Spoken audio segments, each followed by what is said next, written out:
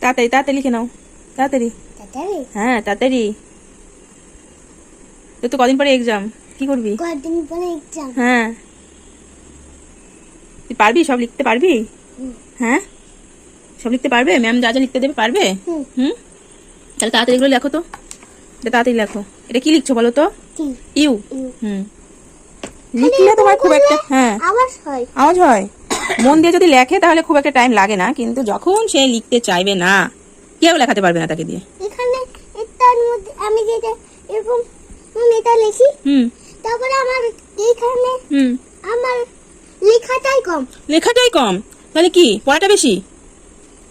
আমি যেটা লিখতে চাই ঘোড়ার ডিম ছাতার মাথা। ধুত্তেরি, ঘোড়ার ডিম ছাতার মাথা, কোথা থেকে শিখেছো এটা? হ্যাঁ, আমি তো বলি না এটা, কে বলেছে? হ্যাঁ, আবার বলো। ধুত্তেরি ছাতার মাথা ঘোড়ার ডিম। ধুত্তেরি কে ঘোড়ার ডিম ছাতার মাথা, আর ভাল লাগে না পড়াশোনা, তাই না? এটা লেখো।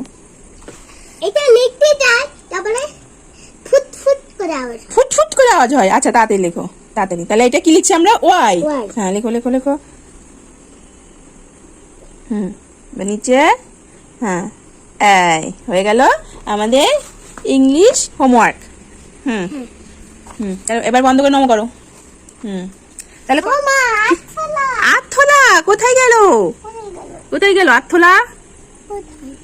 কোথায়?